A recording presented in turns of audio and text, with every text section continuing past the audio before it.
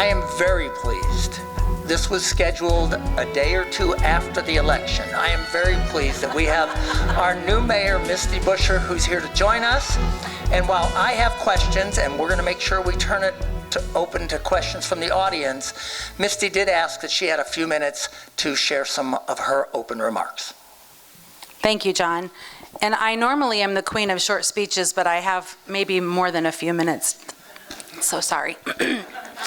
The first thing I wanted to do is thank you all for being here with me today on my 85th day in office. So we're 85 days today.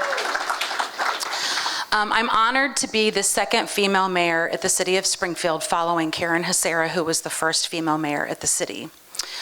I have a group of people here that are the leadership of the city that help me accomplish anything and everything that gets done at the city.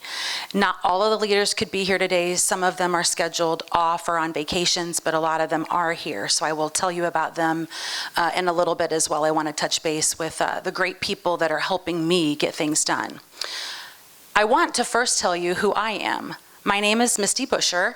I am the child of Charles and Ronnie Tozier, and they are in the front over here. They have 2 other children. I have 2 brothers, so there's 3 of us total. I am the wife of Mike Buscher, who's over there sitting behind my parents. And Mike and I are the proud parents of 2 children, a son and a daughter. Our son is married, and he and his wife have blessed us with 2 grandchildren. So I have a grandson who's 4 and a granddaughter who's 2. So I am Momo Misty. That's what they call me. And then we have a daughter, Courtney, who lives in LA as well. So we have a grand cat we were left with when our daughter moved to LA. And when I walked in this morning, apparently I had cat hair all over my pants from sitting in a chair that the cat had previously sat in, so I apologize. I spent my career in our financial district in Springfield in various financial institutions. My most recent job prior to being elected in 2015 as the treasurer was I was a vice president of Marine Bank here in Springfield, which is no longer Marine Bank anymore. Kind of sad. Second time around, right? No Marine Bank. So, but then I was elected in 2015 as the city treasurer, and I ran for treasurer because I was just bored with my job at the bank. I had been doing that sort of work for over 25 years, and I just didn't feel challenged. So I ran for treasurer because I wanted a challenge. And anyone who knows me knows I'm a roll up my sleeves, get things done kind of girl. I'm not afraid of anything. So running for office was something that didn't scare me. The first time I ran for office in 2015, the scariest part was fundraising. It was difficult to raise money. And anytime I would get nervous about fundraising, I would call Mike and say, I'm going to go knock on doors because I love talking to the public and the strangers. And he said, if I could get my agents to go do what you love to do, they would sell a lot of houses.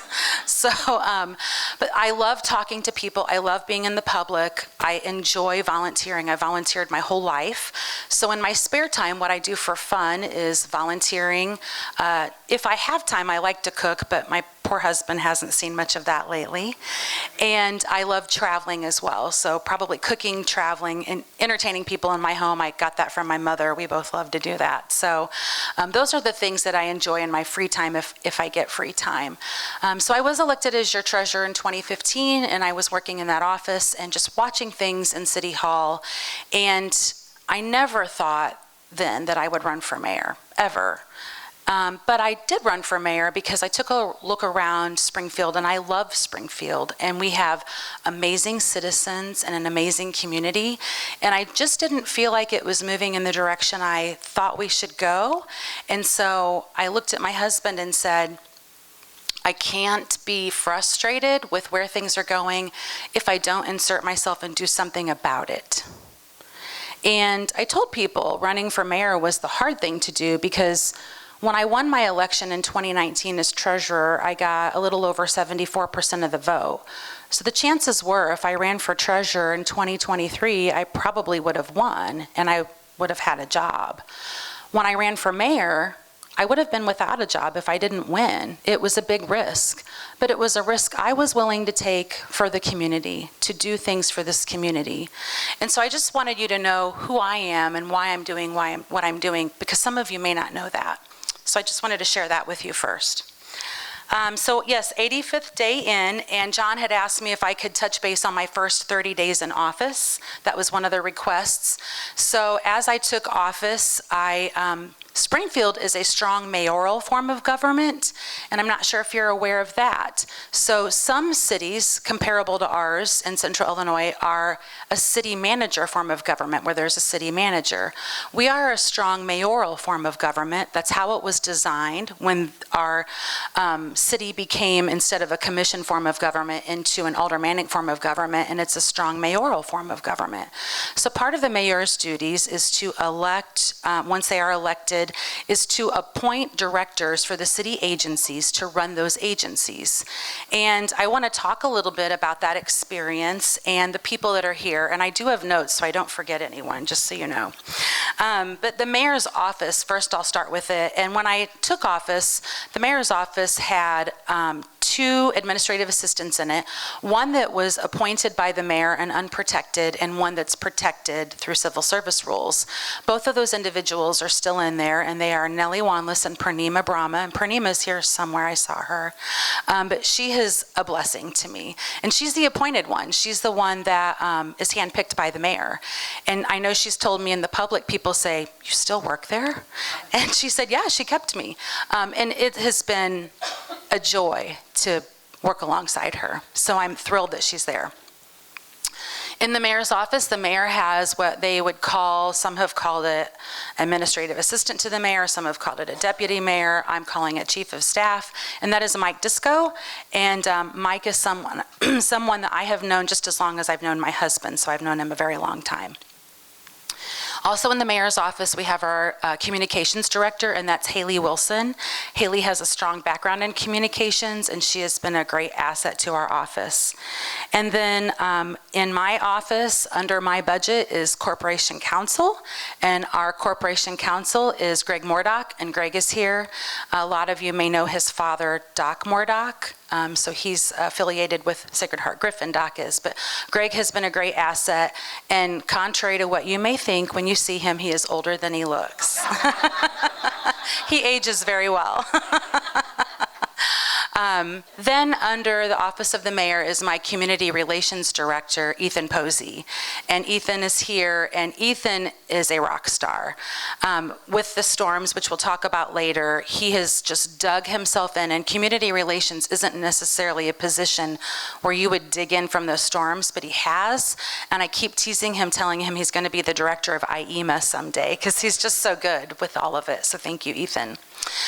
So then I'm going to rotate into our police chief, Ken Scarlett, and Ken is here, our police chief, and he was the chief when I took office, and I was very close during my campaign with police and fire. I think everyone here probably knows that. And the sworn police officers on the street, the men and women on the street, said, "We love our police chief." And so when I met him prior to taking office, I said, "You will be the chief." Those folks that work on the streets have the utmost faith in him. And if they did, then I knew I would. And it has been great to work alongside you. So thank you, Chief. Our fire chief is Ed Canny, and the Canny family I have known for a very long time. Ed's father, Ed Canny, was also a firefighter. He is no longer with us, but he was an amazing man, knew him for a very long time. And Ed is babysitting grandkids out of state right now. He's on a vacation and spending some time with some grandchildren, which family is always very important. Our Convention and Visitors Bureau Director is Scott Dahl. Scott is here today, and Scott has been with the city how long? 5 years. And Scott does an amazing job making sure that we attract the type of industries we want into our community to bring visitors for both the Lincoln sites, but also conventions in, and a balance of that. So thank you, Scott. Our purchasing agent is Mike Lesko, and Mike has worked for the city since 1996, and he previously did that role at City Water, Light, and Power, and I brought him over to the city side, and Mike and I actually went to school together and graduated high school together, so I've known him longer than I've known my husband, Mike Buscher. Our information systems director, which is what you and I would call IT, but at the city they call it information systems, is James Sullivan, and James is here. And James has worked in that department since the Davlin administration. He's been there a very long time. He knows a lot about the city softwares and systems, and so he's great for that role. Our budget director is Ramona Metzger. She's over here. And Ramona has been at the city how long? 12 years. So some of these directors, people are asking me, and they've been in the city for a very long time. And working as the treasurer for 8 years, it gave me an opportunity to get to know some of the folks that work within the city. And Ramona is amazing at making sure that our fiscal impact is correct at the city. So I'm very honored to have Ramona as our budget director. Next, we have our Public Works Director, Dave Fuchs. And for those of you that don't know Dave, he got thrown into the lion's nest with the storms. Anytime I was anywhere, whether it was 6 a.m. or 10 p.m., Dave was there. Dave worked an ungodly amount of hours, and I told him, I think it was last weekend, please go get some rest. Please rest. Because he did an amazing job as a new director, so thank you, Dave. Our Oak Ridge Cemetery Director is Greg Talley, and Greg's here as well. And Greg has a mortuary sciences background as well as a finance background, so it's a great blend for us. For those of you that don't know, Oak Ridge Cemetery is the second most visited cemetery in the nation, right after Arlington National Cemetery. And that would be the case because Abraham Lincoln is entombed there. So we should be very proud of that. We have our Lincoln Library Interim Director, Catherine Harris, and Catherine is a person who I wish I could talk into out of retirement and into full-time work, but she tells me, Misty, I like being retired. But she did come out of retirement to be an interim director and assist us in searching for a full-time director, and Catherine has been a blessing, so thank you, Catherine. Absolutely. We have our interim economic development director, Val Yazel. Val worked in that agency before ever I was mayor, and so she has a true background there. And that agency, we have a lot of work to do there. It had really gone without many jobs being filled for quite some time, so we have a lot of holes there to fill, so she's helping me with that as well. Our Human Resources Department, we have our interim director, Debbie Thompson, here with our full-time director, Nikki Baker, starting in August. Debbie is retired from the city, so she knew it in and out as well. And Nikki has an HR background, and she also is certified in diversity, equity, and inclusion. So she will be helping me, making sure that we focus on those things with our hiring practices at the city. So I'm very honored to have Nikki on board as well. We have CWLP, which aren't directors, just so that you all know. All the directors that I named are at will. So being a mayoral form of government, the mayor appoints them, and the city code says they serve at the pleasure of the mayor. City Water, Light, and Power does not have anyone who's appointed by the mayor. Our chief utility engineer, Doug Brown, Doug is a civil service employee. Our marketing director, Amber Sabin, who's here, is a civil service employee. So a lot of people were like, oh, you kept Doug Brown? Well, I would get sued if I didn't, but no, but Doug does an amazing job. He and I work very well together, always have. But he's been at the city for a very long time, and yesterday we actually had a meeting about succession planning for him because he's been there a long time. So just to kind of let you know how the city government is set up, I am a full-time employee as mayor, and then we have two other full-time elected officials at the city clerk, who's Frank Lesko, and the city treasurer, who's Colleen Feger-Redpath. And the clerk, the treasurer, and the mayor are the only three full-time elected officials at the city. And we are all elected on our own. So the clerk is responsible for the clerk's office. I'm not the clerk's boss. I'm not the treasurer's boss. They are their own independent elected official. So the clerk is responsible for the clerk's office, the treasurer is responsible for the treasurer's office, and then the mayor is responsible for the rest of the city. And I think that's something that our public isn't aware of either. When I was treasurer, people would come up to me and say, your boss is here, and they would point to the mayor, and I'd say, that's not my boss. You are all my boss. Every citizen is our boss. ultimately. So before I move on to the next thing, I know we have some aldermen or alderwomen here because I see Alderwoman Purchase in the front by my folks. So she's here today, your alderman in Ward 5, alderwoman in Ward 5. And I believe Alderman Redpath was going to be here. Yep, pointing in the back. So your alderman for Ward 1 is here, and any other aldermen or alderwomen here? Okay, I didn't want to leave them out while I was talking. So the first 100 days, we were appointing our directors and getting people in place to look at the goals that we have for the city. And one of the things that I wanted to share with you was I counted on my calendar. In my first 30 days, I had over 110 meetings. And everybody wanted to meet with the mayor, whether it was an employee who had an axe to grind or a problem, whether it was a non-for-profit who wanted me to hear their needs, whether it was a business who needed help, persons who wanted to start new businesses and had ideas, citizens who had complaints. It was vast, and that is still ongoing. So one of the things I have to do as mayor is look at my time, and if I spend every month with 110 meetings, I will accomplish nothing because all I'm doing is sitting and talking to people. So I do have to put some time in my calendar to actually govern and make decisions and put processes forward. So oftentimes, if you're asked to meet with me, you'll get a call from a director. So the employees, our Human Resources Director, Debbie Thompson, will call and say, you had a call into the mayor, what can I help you with? And it's not because I don't want to talk to them, it's because I have a lot to do, and I have to make sure I can get those things done. So never feel offended if someone else calls you for me to get information so we can figure that out. I also want to let you know that my priorities are still the same, because John told me I needed to focus on my priorities and tell you what they are. Beautification of Springfield is a priority. I've met with Molly Burns at the county, Sangamon County Planning, and Molly and I have already talked about doing a study of our entryways of our community and how we can look at beautifying those. And then I need to go have conversations with the state of Illinois, because those entryways are not city property, they are state property, but we can look at beautifying those. I want to give a shout out to my dad, because he knows that I am very passionate about beautifying our city, and the litter all over our city makes me crazy. And he takes one day a week since I've become mayor, and he bought himself a vest and some pinchers, and he picks up trash in a neighborhood one day a week. He's like a one-man cleanup crew. And he has gone to the Public Works Garage, and they allow him to drop off his bag of rubbish, which any citizen can do if you're helping clean up the community. And then they said, sir, you don't need to buy your own bags, we'll provide them. Thank you, Dad. I appreciate that. So beautification of our city, economic development is a passion of mine, bringing jobs to our community. The poverty level is something that I will continue talking about the entire time I'm the mayor, because we have to look at getting better paying jobs for our citizens.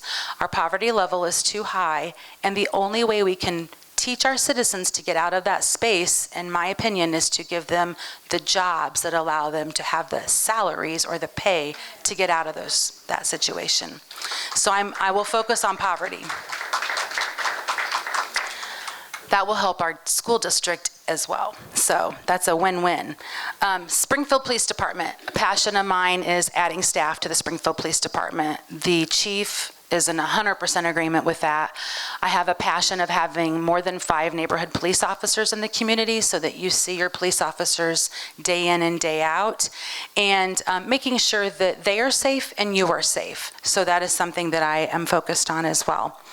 Public Works zone managers. That is something I've been wanting us to get back to, which Chief City Engineer Nate Bottom, who's here today, and Director Fuchs have been working with me on creating those zone manager positions, so that we can start having people that work at the city, that are in the community, that are focusing on how to improve your neighborhoods.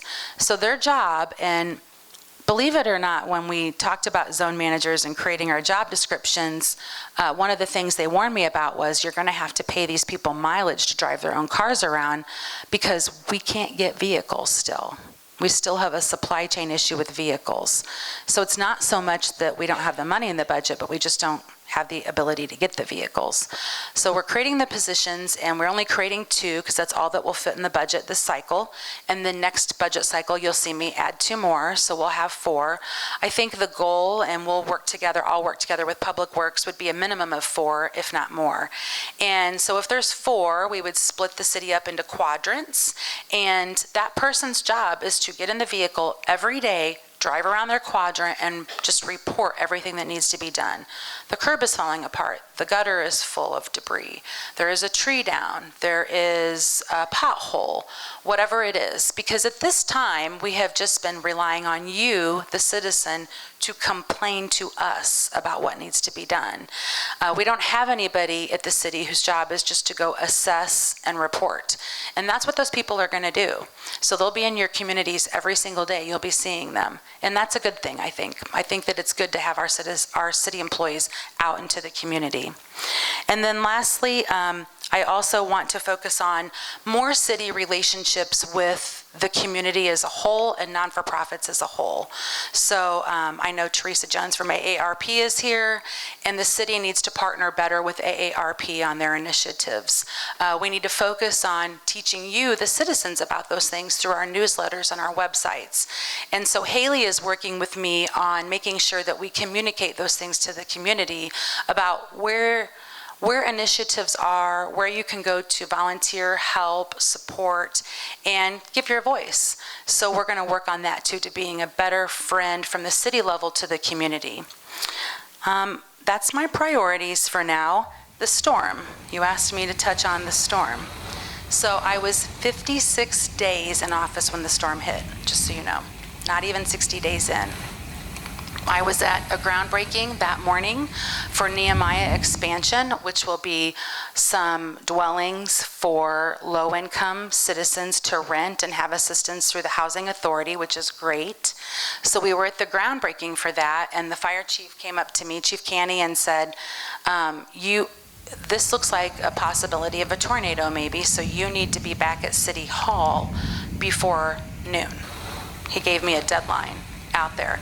And I am being interviewed by Channel 20, and the sirens are going off, and he gave me this look like, you didn't listen.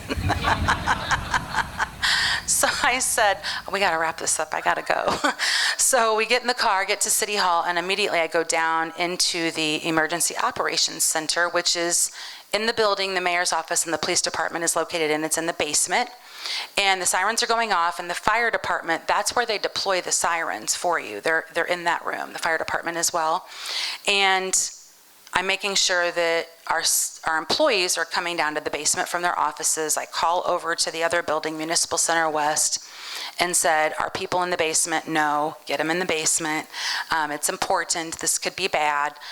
So we made sure our employees got to the basement, sirens were going off, and I was in that room from noon until probably a little after 11 that night. I never went outside. So I never even saw the devastation of our community until I was able to leave that evening. While the storm hit, I think that there's a lot that you need to know, and I was waiting for this opportunity to share it. So you're welcome. When we were in that room, the storm's going on, and it's long. It's longer than what we thought it would take, and they're trying to deploy the sirens again and again, and because we didn't want people outside. And I have my fire chief look at my police chief. Well, my police chief had just left for vacation the day before, right? The day before. He was in Florida when it hit, so he missed all the fun. Assistant Chief Mumaw was down there, and Assistant Chief Mumaw did an amazing job. But so my fire chief looked at Assistant Chief Mumaw and said, are your radios working? Because our radios down here aren't working. We're not getting calls. And Assistant Chief Mumaw said, I don't know that ours are working now that you say that. So what had happened is on top of the Wyndham Hotel is a antenna that we get our radio communications from, and so does the 911 system, and it broke in half during the storm. You all didn't have access to us. You didn't know. 911's backup is when that goes down, it automatically sends all their calls to Macon County. So there is a backup system that someone's getting these 911 calls from citizens, and then they have a system to convert that to Springfield later once they get that under control. So our calls were going to Macon County. But how does Macon County dispatch to us when our radios aren't working? The next thing I know, Chief Scarlett, he and I have never really had time since he's been back and the storm's been over, because we've been in recovery mode, to tell him this, but his men and women in that room were top notch. One of the detectives that was here just at City Hall, had been down there helping, said, I'm going to the county building. Went to the county building, got a 911 dispatcher for police, a 911 dispatcher for fire, brought them into our EOC, put them on computers. James Sullivan's people got them set up immediately on computers from our IT department, and they were talking to Macon County on computers in our EOC, so we could deploy police and fire to you. We're writing it on paper. I think Doug Brown at one time had 12 sheets of addresses without power. We're just writing everything down on paper, calling on cell phones, deploying people out until we could get the backup radio system for Springfield Police into everybody's hands. And then our police department was so kind to take their backup radio system and give some of those to the fire department, so they had radios as well. So it was all hands on deck, people working hand in hand. 911 dispatchers did not complain, came right over during the storm, started dispatching from City Hall. It was teamwork. And I cannot thank the people enough in that room that did all those things.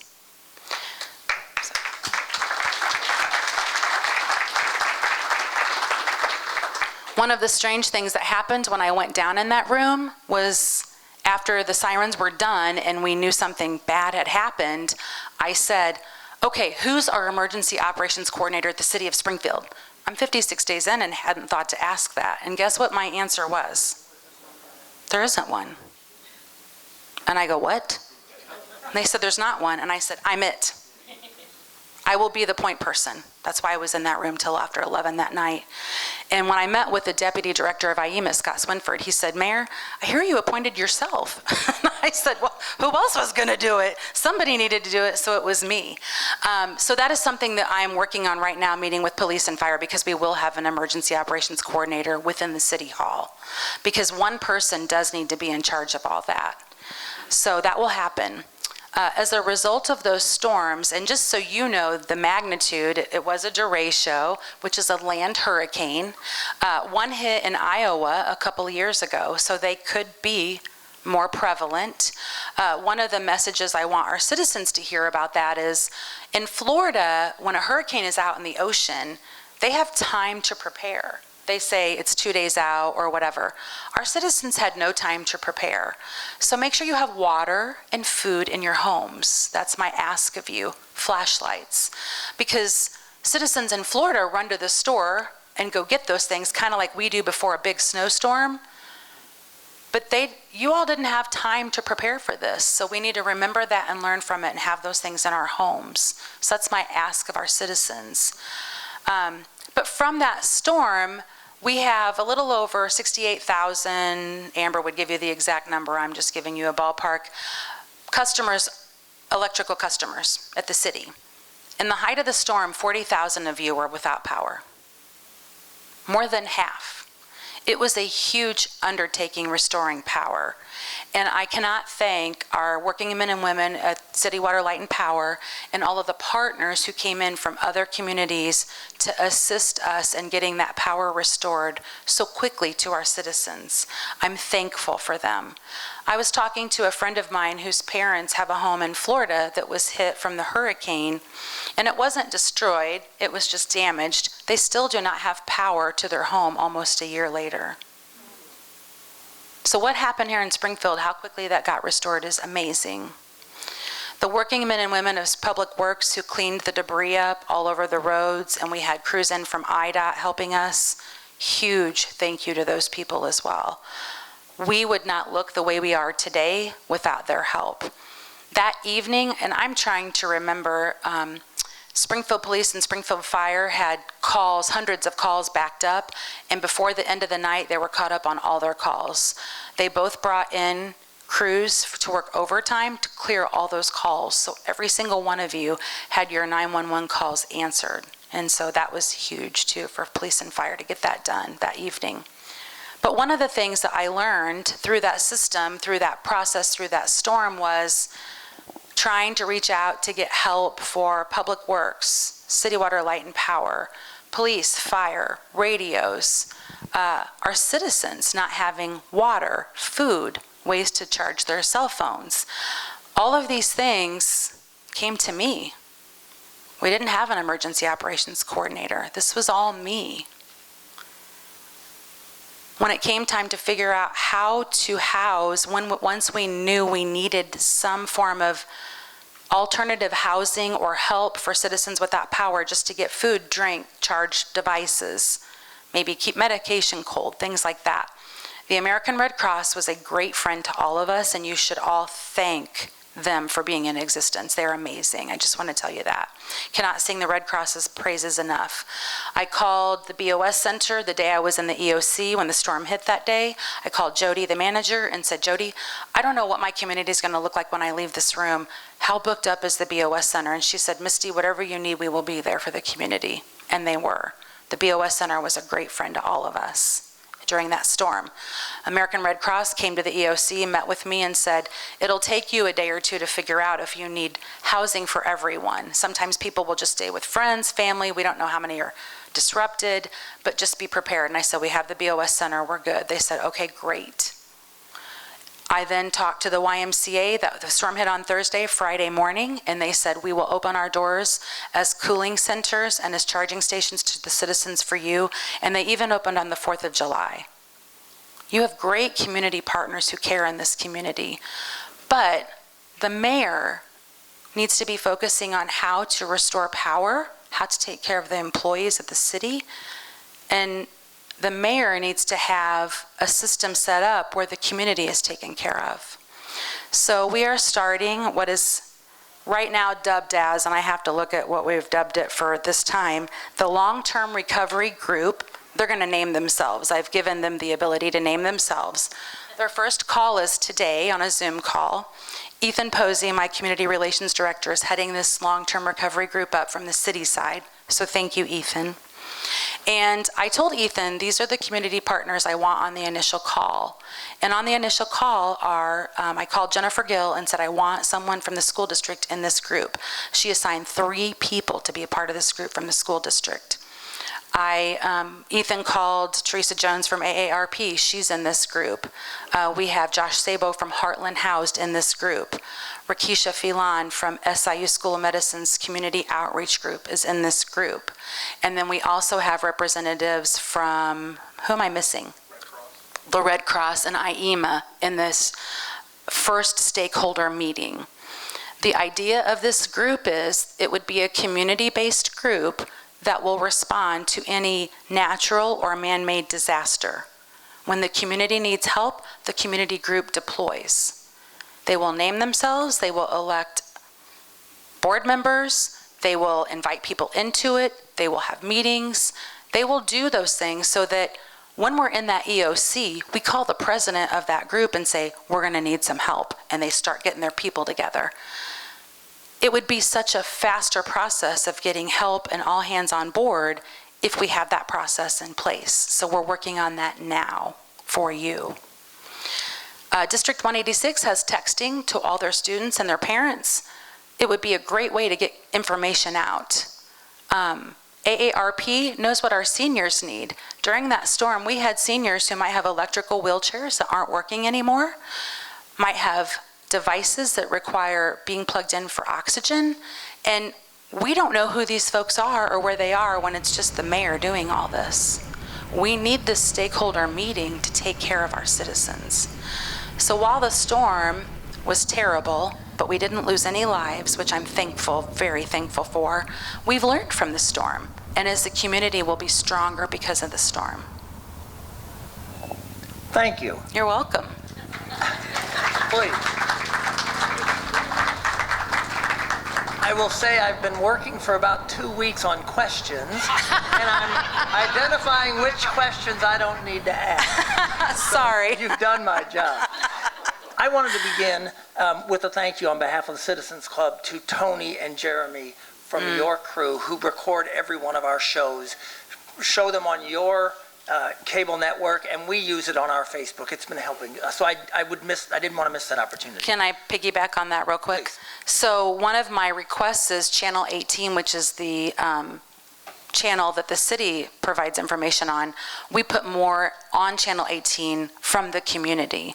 So if you have functions, please invite us and we'll come record them and then put them on Channel 18. Jeremy just went to the Kidseum and took a video tour, and we're going to start promoting that on Channel 18. I want to be a better friend to the community, and you shouldn't see Channel 18 and just see my face all the time. You should see things about the community. So please let us know if you have things, because we want to put those out there. Great, great. So I'm going to get through a couple of our questions before I turn it to the audience. Talk to me about downtown and your thoughts in terms of revitalizing or vitalizing our downtown district. So downtown, in my personal opinion, and I can be wrong because it's just my personal opinion, will not be the hub that it was with office workers like it used to be. Trends have changed, things have changed. We all do more with less when it comes to employees, first of all. Second of all, technology has allowed us to do more with less, so we have less people in jobs because of technology. Thirdly, people like to work from home. And that was a trend that had been starting prior to the pandemic. The pandemic just escalated that.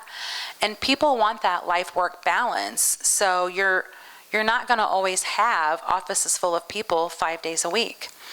So downtown, while it was a hub, I can remember as a young girl in junior high, my mom taking me to B&Z Bakery on Saturday mornings. And it was full of shops and businesses, and that I don't think we're going to see those workers come back like that. So how do we reimagine downtown? Because that's what we need to do.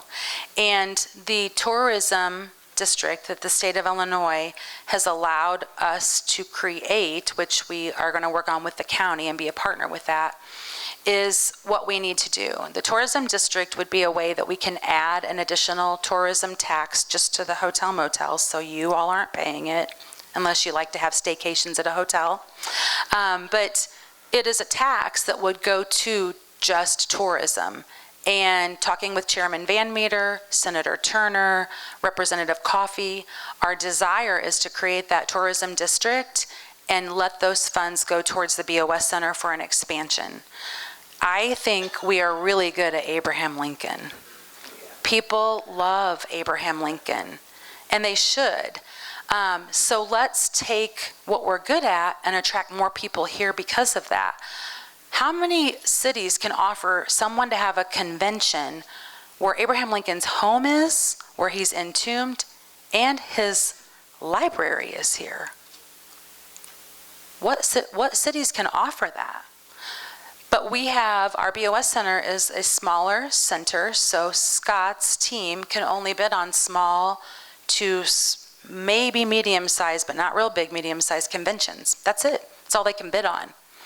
If we have an expansion, they can bid on large conventions, and we can get more people downtown. What happens when we get more people downtown? More businesses thrive, more restaurants thrive, more shops thrive. That's how I think we get shops, restaurants, businesses downtown, and then create more living downtown. How many of us want to live in an area where you can't walk outside and go get an aspirin? Folks that live downtown can't do that. If you live in a city, you want to be able to do that. But we have to create, it's the chicken or the egg concept. To me, I think we have to create the tourism, get the people coming down, the businesses will come then. Great, thank you. During your election, you stated that you would try to bring as many women into employment with the city as possible. I know it's still early, but how is that started? So Nikki Baker, our full-time HR director who's starting in August, has a diversity, equity, inclusion background. So she's going to help me focus on that. And I made sure that I found my full-time director to be someone that could help me with minority hiring and female hiring, because that's where we need a little bit of help at the city level. Okay. Let me ask you about your relationship with the media and what you believe the mayor's responsibility is to the media. So for the media, I have empowered all my directors know that they are allowed to speak to the media anytime, any interview. I don't have to always be the face of the city, because the folks that are sitting in these chairs as directors deserve a little bit of attaboy too, and a pat on the back. With the storms, there's been a lot of requests for information about what we're doing with FEMA and IEMA, and Budget Director Metzger and Community Relations Director Ethan / IEMA Director someday have been on TV multiple times. Again, I am in meetings probably 8 hours a day, so the media will call and say, can we meet with you today? And I'm booked. So I either blow off a meeting with you. If you have the appointment with me, you're going to be upset that I've done that to go be on Channel 20, or I can let them be on Channel 20, because I can't do everything. So our budget director is driving the ship with IEMA and FEMA on the reimbursement part of that. The Springfield Chamber of Commerce, and Mike Murphy is someone that we should always be talking to with the reimbursement part, has been helping us try to collect data from businesses so we can help get financial help to our businesses who took losses from that storm. So I think that this media just needs to know that these folks are here too. They have many faces and many people to get information from and talk to, and I want our directors to be open with them. Okay, thank you.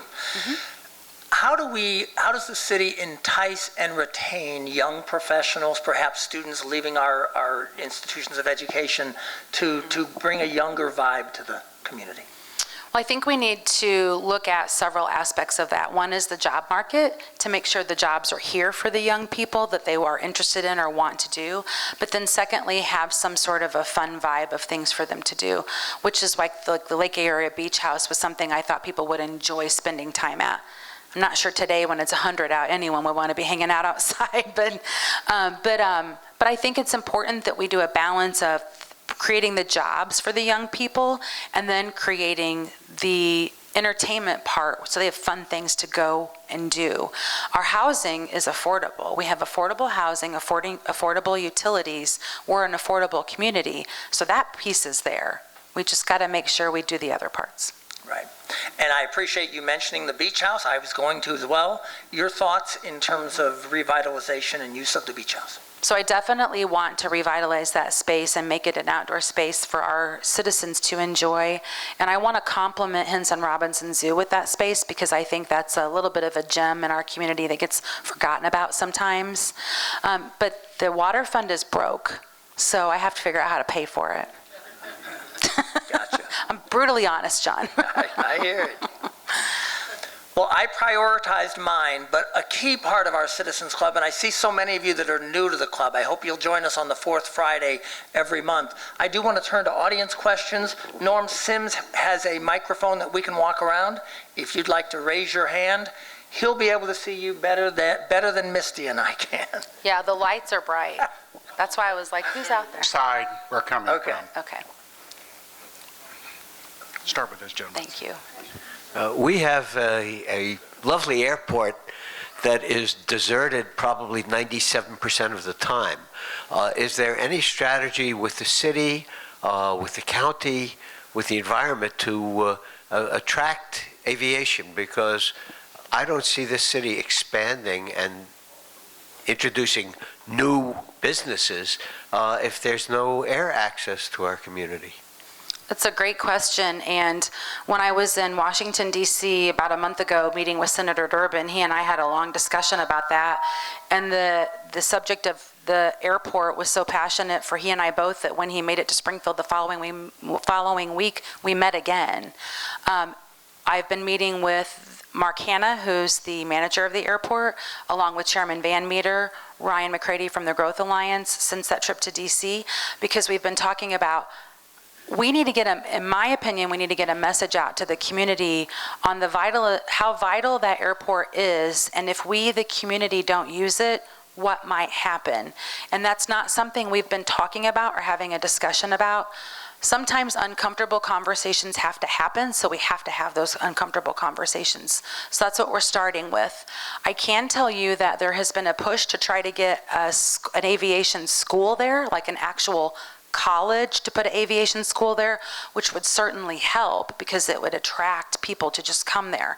But we need to have a stronger voice to the community of our needs of support of that airport. And we've already been having those discussions. But I'm glad you brought that up because I agree with you. Here in the center. Hi. Do you regret your decision to not work closely with the library board when you fired the library director? And will you let the library board be more autonomous in the future with hiring and firing decisions? So I did follow city code with any decision I made because we are a strong mayoral form of government and all of the directors are appointed by the mayor. So I did follow city code. So I don't feel bad about following city code if that's the question. As far as interviewing a new director, our human resources director, Debbie Thompson, and our interim director for the library, Catherine Harris, has been working on recruitment through LinkedIn and other various sources. I've not been a part of that, and getting applications. I did tell Miss Catherine that I met someone when I was at Abundant Faith Church this Sunday. I was at church there, and a church member came up to me and said, I want you to know I'm applying for the job. And I said, I'm letting Catherine and Debbie drive the ship, and they're going to help us with that. So that is something that we will be doing. I am going to be extremely careful, though, to make sure that the library board, if they want to have applications of who've applied, understand that that is a private person's information. We don't display people's resumes and their applications when they apply at the city for any other job. So they have to keep that confidential, and that's not been going on. So that needs to happen, and I'm going to make sure that they understand that. If 7 people from our community apply for that job, and everybody in the community knows all 7 of them applied, I don't know that they would apply if they knew their name was going to be thrown all over. And any other applicant at any other job at the city, we don't do that to. So I just want to make sure that that's handled confidentially. Question, this lady to your center left. Thank you. I'm wondering if you have anything in place as part of your future emergency operations plan to look at the cost of mitigating the risk of losing power and communications again in the future, which I'm sure we're at risk for, by looking at in-ground power lines rather than putting the power lines back up again at great cost, I'm sure, when we are likely to lose them again. And in-ground power, I think, is something that's safer, more reliable, less at risk for damage in storms like we just saw. So the antenna is different than the power line, the antenna being broken. So we do have to repair that because we need our emergency services operating, and it's yet not repaired. We're still limping along, for lack of better words, because the company who can repair it has to get the parts and then come in and go to the top of the Wyndham to prepare it. But then I did tell Chief Canny and Chief Scarlett we need Plan B. That's not the best space for that, in my opinion, so what else can we look at? So that's first part of your question. The second part, as far as the buried power lines, I live in a neighborhood with buried power lines. My husband and I invested in a whole house generator 5 years ago, so you still lose power when they're buried, or I wouldn't have had to invest in a whole house generator. I would say that whole house generator since January of this year has probably gone off 4 or 5 times already. So it is something we can look at, but don't think that that means you're not going to lose power, because that would be not a true statement. Mayor, in the back to your right. Good morning, Mayor. Rob Kerr from the University of Illinois Springfield. I appreciate you being here this morning and your comments about economic development. Just wondering if you have any thoughts about how the UIS can help you achieve your goals of economic development. We're opening the Downtown Innovation Center in 2025. I think that's going to be an important part of these conversations, and just would love to hear your thoughts about partnering with the university. Absolutely. I've already had meetings with Chancellor Gooch about that and about the Downtown Innovation Center, as well as some of the improvements she's looking at doing at the campus so that we can partner together. So we've already been working on that. I did express to her one of my concerns for the community, and back to the poverty level of the community, is I think that it can seem intimidating to drive out to the campus sometimes because it's new and it's big and there's all these buildings and where do I go? So I've asked her to consider some classroom activity at the Innovation Center where citizens who are familiar with downtown could just go into that space and maybe take a class and see what it's like, and it would break open that door and that barrier to the intimidation of going out to the campus. So we've been talking about that. I thought it'd be fun. You may know these people. Give a shout out to the union and tell us about how they did the disaster. Oh, yeah. So good question. The Laborers Disaster Relief Team, they call it the LDIRT team. So I'm in that, I forgot, thank you, Dad. Well, I'm in that Emergency Operations Center on Storm Day Thursday, and I call Brad Shivey. It's like 1:30, the storm hit at 12, and I said, where are you? And he said, I just got done working out, and I said, we're gonna need you. I know we're gonna need you. And he said, I'll shower and get down to City Hall. And he came to City Hall, and he said, where is the need? And we didn't know. We were still trying to get our feet on the ground with operating and talking to each other and police talking to fire. And so he said, I'm just gonna go to the hall, Misty, and I'm gonna deploy. When I left City Hall at 11 o'clock that night, I went and met the LDIRT team who had been working since I had called him. They had cleaned up all of Milton Avenue. They cleaned up one tree was 15 tons of debris that fell, one tree. And what they do is they deploy and clean up people's yards. They don't clean up in the street where we clean up, the city. They clean up in your yard where you need help. And this tree had fallen on someone's home. So I went and found them, and I was out with them till about midnight. And that's when I finally saw the devastation and how dark everything was during the storm. But they were out from daylight till midnight working, and then the next morning, this Laborers Disaster Relief Team. That's our local Laborers 477 hall and our operating engineers hall, because the operating engineers have the big boom trucks and all that pick up the debris, and they did all that for free. They do this for free, and they come in time of need. So I can't thank them enough. I also want to say that EOC Center we were operating in, everybody was thirsty. We were there, and I said to Chief of Staff Disco, can you go get some drinks for the people down here, some water, some soda? And he was gone for a while, and he came back and he goes, all the grocery stores are closed because they have no power. The gas stations were closed. But he found the American Legion Hall on Stockyard Road, and it had no power, but he went in and said, do you just have some soda and water you can sell us? Told him what he was doing, and the American Legion filled a cooler with ice and drinks and said, this is on us. We want those people, those first responders, to have drinks. So many great community partners. Oh, it was the VFW? Oh, Chief of Staff Disco, who went out and got it, said it was the VFW hall on Stockyard Road, not the American Legion. In the middle, to your right. Okay. Thank you, excuse me, thank you for all the information you provided us this morning, particularly around the storm. I didn't hear you mention in the group you were putting together somebody who could help with communications. And it seems to me that one of the biggest problem that we had was not having the resources that you talked about are great, that they were available. There was no way of letting people know about those resources. We no longer have a local radio station, for example, that really gets on and gets into the community and provides us with that. Our communication systems. Well, we have NPR at least. We have WTAX. Yeah. We are out in the community. Well, we didn't hear anything from what I was saying. So anyways, we need more communications, even if we do have WTAX, which certainly had been doing that when Jim Leach was there, I know. But we really, I guess, aside from that, even if we do have WTX, and I apologize for the omission, the question is, how do you do that? And if people don't have electricity, getting the radio may not be the answer. Most of the communication I heard was, go to this website to get this information.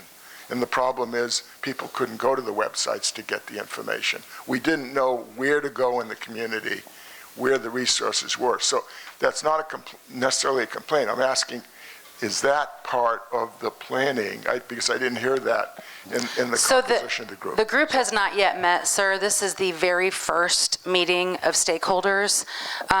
Director Posey can tell you, I've already emailed him. Newhoff Media has already said who they're putting on. I gave him her name and her phone number. So the media will be a part of it, but the initial meeting is for this group of people to decide who they need to, we need to have people from the religious community in it. They're gonna invite others to be a part of it. This is just the initial stakeholder meeting, and the media will be a part of that as well. And we will make sure TAX is a part of it. I know Newhoff Media already reached out to me and said they would be a part of it, because I did say when I was on one of their morning shows that this was gonna be happening. So, but you are correct. And there will be, we need more churches involved. We need some of the parochial schools involved. There will be a lot of other involvement, sir. I'm concerned about historic buildings in our community. Not only historic buildings, but the state of our downtown. And we've had older buildings that have been demolished, leaving gaps in our streetscape. More surface parking. I think all those things detract and start destroying our downtown. And I'd like to know kind of what your position is on that, Mayor. So I do agree with you, and we need to do a better job of preserving our historic buildings in the downtown community and throughout our community, not just downtown. But we need to make sure that we focus on how does the city assist Historic Sites Commission and other groups in locating those buildings, identifying them, and then trying to assist people who maybe don't want to own it anymore to find owners, and then find assistance, financial assistance, to bring those back. It's a whole process. You can't just say, yeah, I'm all for restoring historical buildings. We have to have a plan. So, yes, I think support you. we're toward the last question here. I have one from someone who you probably get asked questions from anyway. Uh-oh, this is a loaded question. It's Alderman Redpath.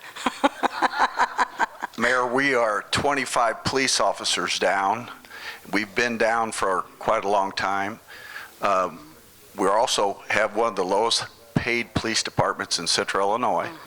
And are we going to move in that direction to fill that gap? And before I'm finished, I want to say I commend you for doing a 12-hour ride-along with one of our police officers so you could actually see the devastation and the crime that's going on in the city of Springfield. Yes. But as you know, the police department is a passion for me, and I want to know how we're doing, because I know we're in the middle of contract negotiations, but when, under the former administration, I put in a $2.3 million budget line for us to try to adjust those salaries to make it comparable for us to not only recruit, but to maintain the officers that we have. So what Alderman Redpath touched on is the most fun I've had in my 85 days of being mayor, and it was my 12-hour ride-along for sure. I got in the squad car at 5 p.m. I got off work at 5 a.m. My officer I was with the entire night barely had time to gas up his car in between calls. And he said, I'm so hungry. And I said, we were at Casey's at 12:30 at night on Clear Lake, and I said, what do you want to eat? I'll run in and get it. Because we were so busy all night long. But the reason I signed up for that shift is our police department has been without a union contract for 2 years. 2 years with no raises. They are extremely low salaries compared to our neighbors, Champaign, Urbana, Peoria, East Peoria, Decatur. Decatur pays more than we do right now. Decatur, Bloomington, Normal. We're losing officers to these communities because of our low pay. 2 years without a contract. They've been on 12-hour shifts, and I needed to know, what do they go through? And if I didn't walk a day in their shoes, I wouldn't know. When I signed up for the shift, the chief said, are you sure you want to do all 12 hours? I said, yes, I need to have that experience. And I'm so glad I did. It is the most fun I've had. And my husband, when I got home that morning, said, how was it? And I said, it's a good thing I didn't do this when I was young, because I would have wanted to be a police officer. I had so much fun. They are making a difference in our community with a lot of people who need them. The second call of the night was a motorcycle fatality. Sad. We were the second car to arrive. Just happened. But the first thing I saw was people crying, so I went and hugged them and said, what do you need? And I mean, they're helping everybody, not just that victim, or not just the person who was the other person in the accident. We had 3 pop-up parties. The first one had over 300 people in it, in the middle of a street, drinking, smoking pot. We don't have enough police officers to control, and last summer, the chief told me they got into the thousands. The chief and I have worked very hard together to break that down and to stop those pop-up parties. The 3rd pop-up party of the night was a shots fired incident from a felon. High-speed chase. Somebody who just gotten out of prison, and he is only 25. This is what they deal with. I needed to see it. That's why I did it. The police department has my support, Chuck. They know that I want more officers on the street. I want more hiring, and I want to retain the cops we have.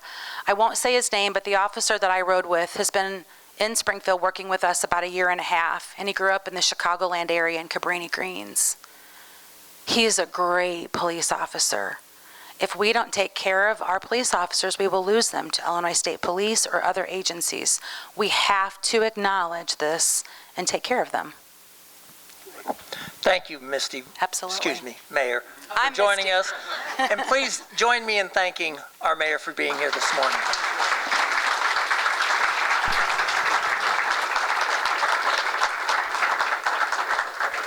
Our next program will be August 25th. The topic is undecided. We're working on 2 great options that we're exploring, so be on the lookout for that. I want to thank you for attending. We can't see everybody, but it's a great turnout this morning. I want people to be careful during this hot weather and have a wonderful day. Thank you.